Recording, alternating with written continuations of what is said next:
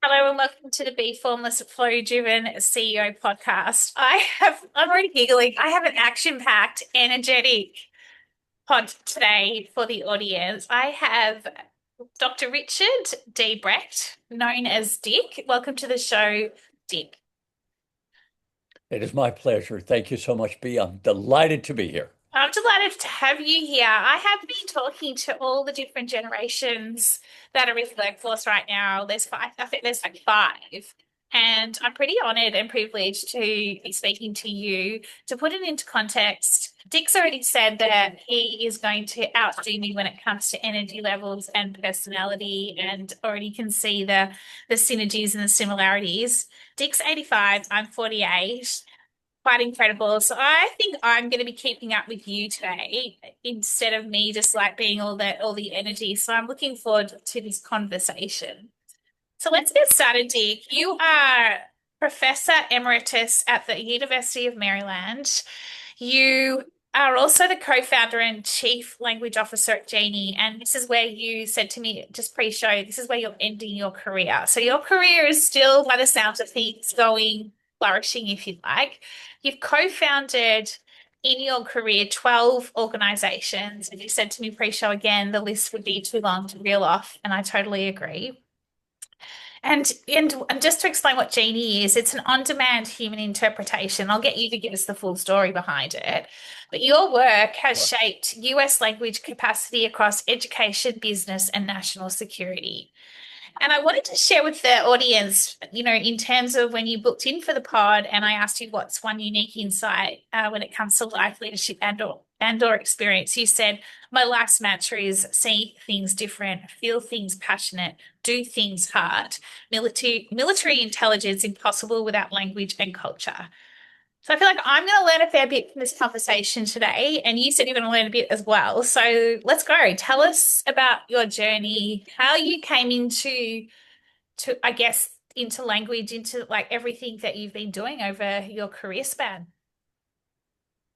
Absolutely. Uh, I was raised in a very poor family, in a Catholic family. And so I wanted to go to the monastery when I was in sixth grade. And I ended up there in the Scholasticate where I first did Latin and Greek and German and French while I was there. But I decided to leave the monastery because I had to go through 1 year of total silence.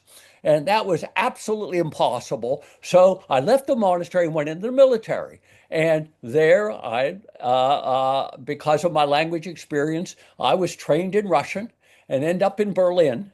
When the wall went up, I was in Berlin when the Wow. wall went.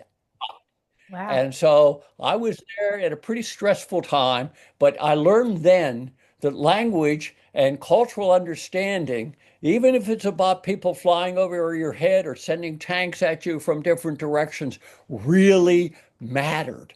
Okay. And so that was the issue where I learned from the monastery and the military. And so I went to graduate school and I got a PhD, and I love Slavic linguistics and in philology. I like digging in the 12th century and 11th century philology. I love all of that. But eventually I found it. I came out and decided I did work in linguistics, and my linguistics was about how people mean more than they say in Russian. And I'm still doing that. But then I got involved in politics of language in the United States. And as you know, and my colleagues in Australia and in the UK and Canada and I work together because we're the English dominant countries who rigorously undervalue language in other than English. Okay. And so that battle I have been fighting, whether it's in the military or the monastery or in academia or in business or in government or intelligence, I've worked in all of them, all about getting people to understand that basically human communication, the understanding, the appreciation of difference, the appreciation of getting out of this tribal and getting into a third place. By the way, started in Australia. The colleagues, they wonderful article, Joe Lobianco and so on the third place. By the way, language policy in Australia, 1986, and Joe Lobianco and so on. All of this was so educational to me. I've given my life to this in every way I can. And so you give me a chance to go rah, rah, I'm not going to stop. No, oh And my I'm gosh. retired 3 times, but I'm not going to stop. Your energy I'm done. is next level is what I would say. So many things to unpack. Sorry. No, that's okay. I love it. I absolutely love it. Like, good on you. This is incredible. Like, and I think that, like listening to you just now, and we're only just started the conversation, when you are in your purpose, your passion shines through, and clearly your passion has shone through and is shining, continuing to shine through. I want to just take a couple of steps back. Go Firstly, ahead. you're in Berlin, and Yeah. the wall comes up. Like which Yeah. side were you, like, as in, not you weren't picking sides, but like there was obviously east west, like which part were I, you? Yeah. yeah.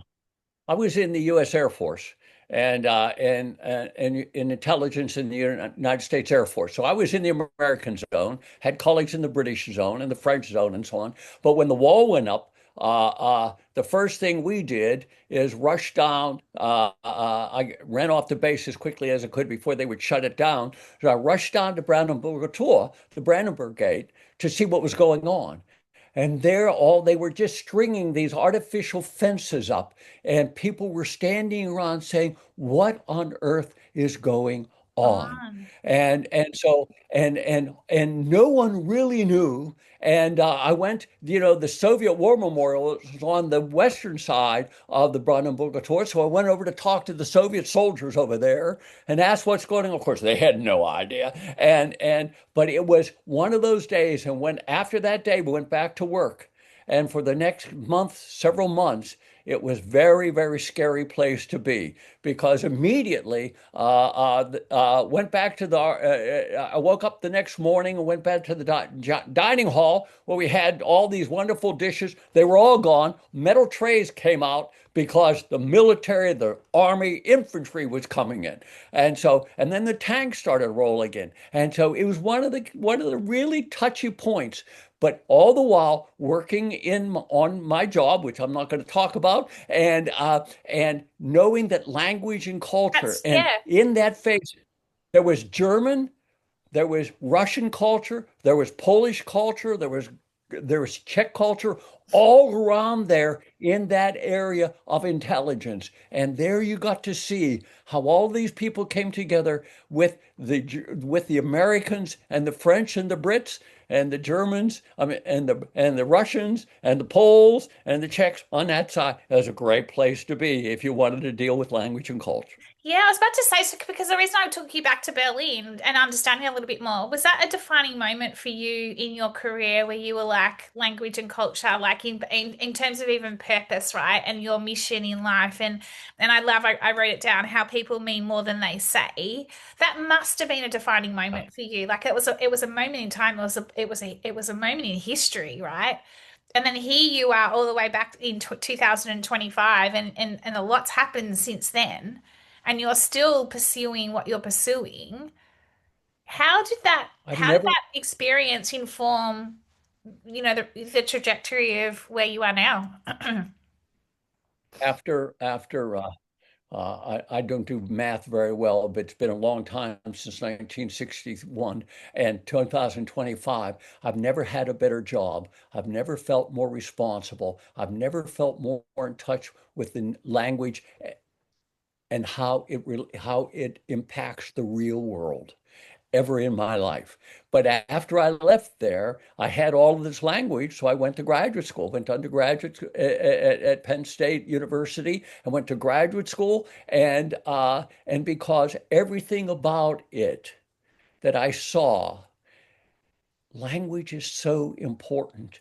And it makes the difference between life and death. People don't quite understand that. Now, there are lots of different ways. Internationally, in defense and intelligence, it's life or death. At home, It's social justice. It's Yeah. whether your immigrants have a right to their services in healthcare and in the courts and so on. So every time I've turned around in my life, language and the real world, and even in academe, language in the even in philology, language in the real world in the 10th century, with bishops coming over from Greece to found the Slavic languages.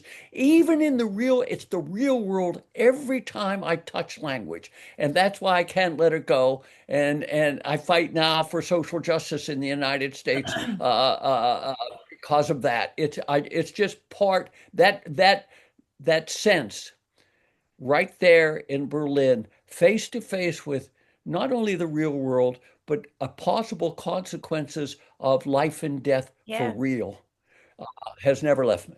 Mm. I mean, I go on, so you just have, bam, let's No, cut it, let's change the I'm topic. letting you go. I'm letting you go. You're in flow. We're having a flowy conversation. This is why it's called the Flow Driven Okay. CEO podcast. So take me to now. In terms of you said you're ending your career. I don't feel like it's ending yet anytime soon. Like your energy levels are next level. Like I said, I love it. We're like you're right. I can feel the synergies with our personalities. You're the co-founder and chief language officer at Jeenie, which is on-demand human interpretation. Tell us a little bit about that because you said to me pre-show, you've obviously been a lot in academia, education, and now you're in, you're Yeah, finishing and you've obviously been in national security, etc., which you cannot talk about. And I'm yeah, not going to yeah. even ask you any questions around that. Did you notice like when you said I can't talk about it and I didn't ask? But Okay. you said you're finishing. It's your last. What's the word I'm looking for? It's your The last last mountain. Last Mountain, yeah, your Last Mountain, and it's in business. Tell us a bit about because I was so intrigued. I think about Jeenie as Jeenie in a bottle opening up. Like, tell us a little bit about this how you when you co-founded Jeenie, what's it all about? And clearly, it's a lot of everything you've done and With all the other lovely. mountains that you've climbed to now get to this other mountain, final mountain. I have a wife who's fluent in German. She taught German for 40 years. And I have a daughter who's a co-founder of Jeanie. She's fluent in French and she spent 2 years in Russia and so on. And my other daughter is in Child Protective Services, dealing with immigrant children and languages all the time and so on. So what happened was my oldest daughter and I and my wife were in Germany, and my wife was doing all the interpretation. And my daughter looked at me and said, Dad, why can't we build something that will replace my mother and your wife and have someone walk around with me all over the place and tell and be an interpreter. So she came home and she said, "Okay, Dad, here's what we're going to do. We're going to put an interpreter on the phone in any language, and we're going to make that happen so anyone can have an iPhone and we'll focus on healthcare where it's so important when you make your appointment all the way through surgery. And so we're going to do this and we're going to put it on the phone so the patient will get the phone and walk through all the doctors, all the conversations, and so on, and in any language. I'll do Persian, whether it's Persian and so on. So now we have basically 400, maybe 300 to 400 languages now you can have access to within 10 seconds on your iPhone. Okay. And we've done this, and we're working with hospital systems across the United States, healthcare systems across the United States and in the UK, so that what we're doing, and now the company has doubled its income we're fairly new, only 3 years old, and doubled it each time, and so on. And it's all about, and particularly in the United States. The United States, let me digress slightly, but it's directly relevant. The United States was built on immigrants. We're all immigrants. The Native Americans, unfortunately, we harmed them very, very much, and they barely survived, a little bit like Australia, and so on. And we're very much like Australia. We're a nation of immigrants, and right now, immigrants in our country are having a very hard time, Yeah. and immigrants in the healthcare system, you know, they were used to walk into these places and not be able to communicate with the doctors. And as immigrants, they didn't know what the rights were. They didn't know how to deal with this dilemma. And so now we put this phone in their hand and they can feel that they have a voice in these conversations. And so that's what Jeenie is. It's to give voice to the voiceless in this world. And all over the world now, we work with people in Afghanistan and we have interpreters. And one of the greatest things about our interpretation team, you'll love this. We get messages from women in Afghanistan who are multilingual. Their only way to make money is through Jeenie, Oh, I love which it. makes it changes their lives, and they talk that changes their lives. And so people around the world who are naturally multilingual have an ability to get some income out of that ability. Now you have to be really good, and in healthcare you have to be HIPAA compliant. There's all kind of guardrails because it's such a. But think about the pleasure of founding a company and building a company that gives solace to the people who need healthcare and legal services, and give income to the people who have an innate bilingualism that they can use to help these people. And we just put them together. I love it. What a life. What It a great thing. it's a great one because it's because what you've talked around is, and for gosh, years and years and years, like there's been such a disconnection between, like you say, the different languages around the world. And what you're doing Yep. is interconnecting it so that again, it comes back to how people more mean more than what they say. You're bringing everyone Exactly. together in a way that is beautiful in terms of giving people their voice. Basically you're giving them a voice when like you might speak one language, I might speak another language. Excuse me, I've got the worst hay fever right now, and I'm No, just no, no. No. Let me give a shout out. Let me give a shout out to Australia and my colleagues in Australia. And there have been many, but Joe LoBianco is one of the most famous linguists in the world. And he wrote a language policy for Australia. And the language policy, which was modified in 1986, he said this language policy has four components. Everyone should learn English, should be able to speak English, should have access to English. Secondly, if you have a language other than English, you have a right to keep it.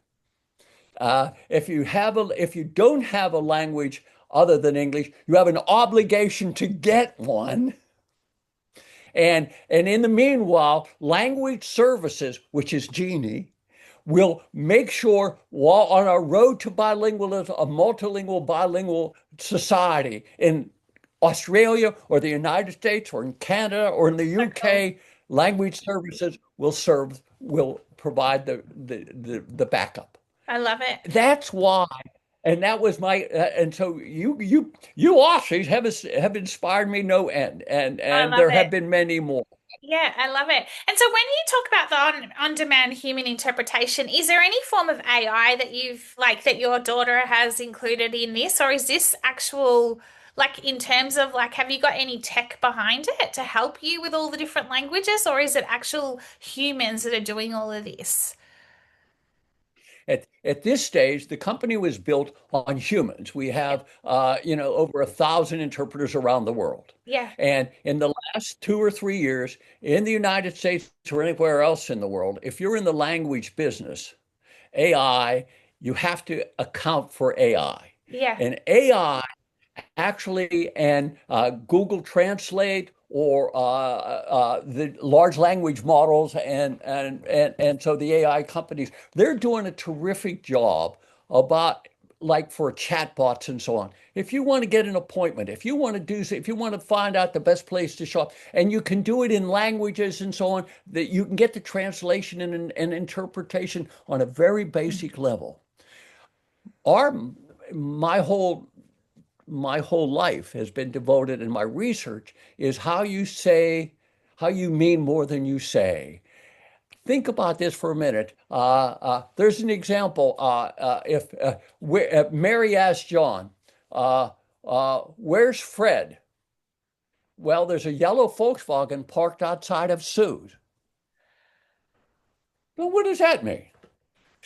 And that's it. This is the way we talk all the time. Yeah. And what you have to do is figure out, well, somebody, Sue owns a Volkswagen, and that's where Harry is or whatever. And I didn't want to say this directly because maybe one of them is married to somebody else. And there's so many things that you can load in what we say. And the latest book from Cambridge University Press is called this is called Pragmatics. The dark matter of pragmatics. How by your gestures, by your intonations, by the things you say and don't say, by how much I know about your background, what you know about my background when we communicate, all of that builds. It's just not the meaning of the words we say.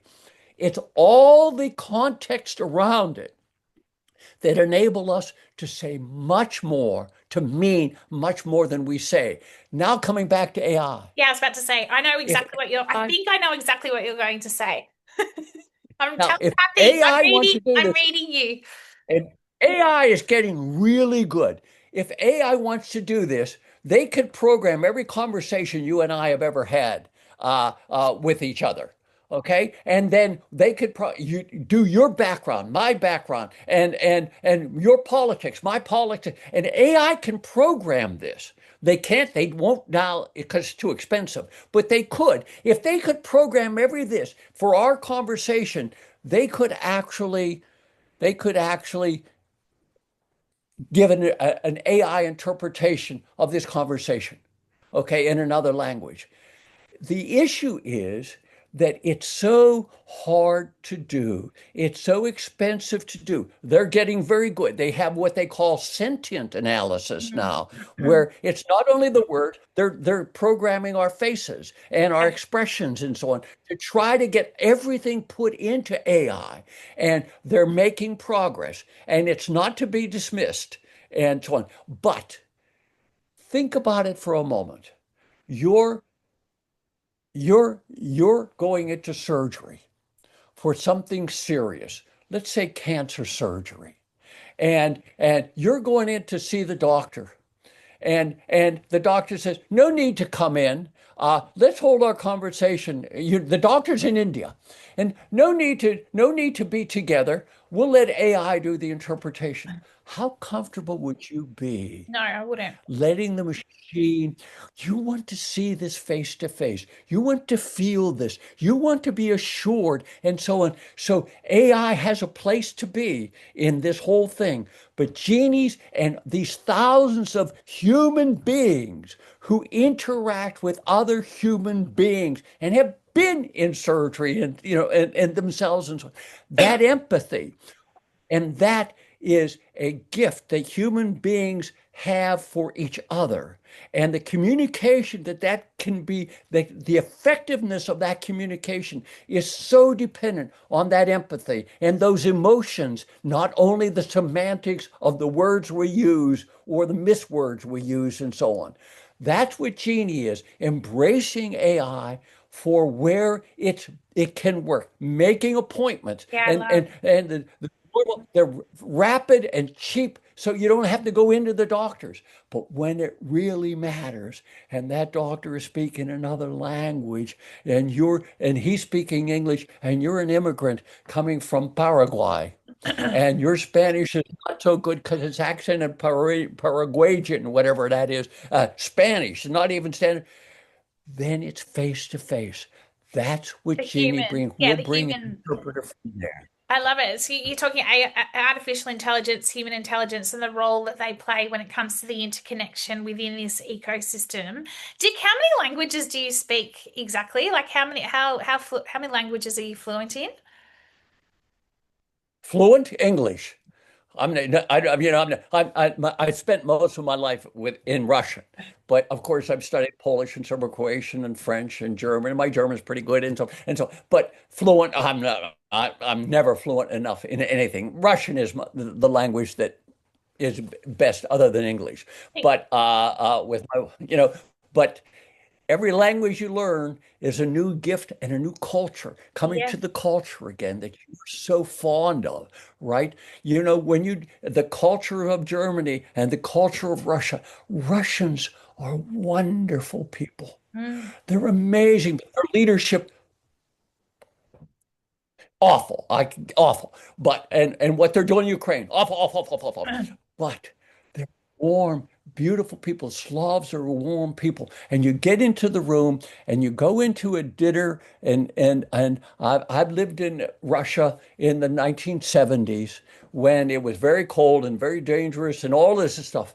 And going into receiving an American, sitting down at their table, and you drink, you toast each other. There may be 10 people at the table. You have to toast each other at least 3 times. With And vodka. and bottoms up with vodka and the food and so on. They're so warm. It's so wonderful. And there's where the culture really comes alive. You see each other as human beings. You see the differences. You embrace the differences. You go to a third place where you know now your culture better than you've ever known it before because you know another culture, and neither one is to be valued above the other. You No. go to a third place. So And I'm sorry. I that's told you it's, I go on. I know, and I'm conscious. I'm looking at the time, going, "Gosh, we've already flowed through this." This is when you get into your flow state, and we're having this great conversation, and it's just like it's just happening, right? But a couple of questions for Get you. your questions off now. No, no, no. I've got a couple more questions for you. In terms Go. of you, I want to understand this third space a little bit better because I've done research on the third space as well when it comes to, from like going from home to work, for example, or and the ability to step into that third space to remove your like to Oh, basically reset yourself for the next environment you're heading into. You talked about Australia third space as well.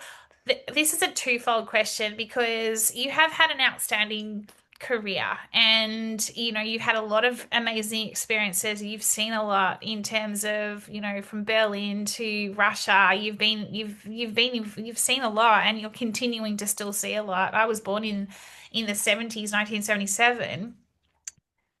My question is, and it is twofold, is how I guess culture, cultural experiences and this deeper meaning of language, having those novel experiences and and the ability to be in different environments gives you that fresh perspective. It gives you clarity. It gives you the passion and the purpose. Is that what has allowed and enabled you to have such a profound and durable career, if that makes sense? Like you're still going and you're 85. I don't know what the stats are around retirement, etc. But like this, because you've had all these different experiences. So that's my first question. And then my second question is this third space been part of how you've been able to continue to evolve in your career as well? Like I'm talking about you specifically now. Do those questions make sense? yeah, yeah, yeah. I'll start with the second part of it. Uh, the thing about the third place, or the third space, or the third place, as we Yeah, call it, sorry, the yeah. Aussies call it, by the way, is it has to do, and in the United States now, this is what keeps me going. I am so upset about the politics of the United States and our inability that there are so many people don't want are denigrating immigrants, their cultures. The cultures, you see, if you see another culture, if you embrace another culture besides your own, you learn what difference is. Yes. You learn what prejudice is when people do not accept difference. And that is what keeps me alive now, is the sense that I'm living in a country now that is entirely immigrant, just like Australia. And we have leadership now. We have many people in this country just saying we want to get rid of the immigrant. They are our lifeblood because they show us what difference is. They show us what democracy is because democracy is built on accepting difference. Everybody has a vote and so on. And this is what keeps me alive now. And my article now on language and social justice, and just wanting to show that if you do language, if you have children, invest in language because if you can preach all you want to, but if they experience another culture, they'll experience difference, they'll accept difference, then they'll understand what prejudice is, and they'll understand the world.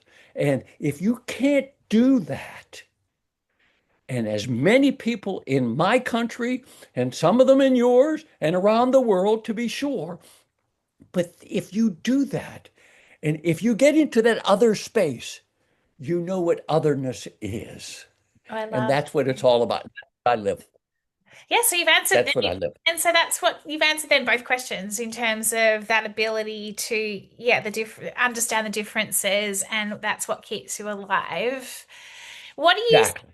in terms of coming into business, what do you see, what does the future of business look like for you based on language and culture? I think that in the United States now, even language education is dying. Government programs supporting language education have been canceled, and English language learning programs have been canceled. Where there's a revolt against language. It's not. No, that's not the way to say it. It's turning. It's turning inside. We're turning it, too many of our people in our country are turning inside.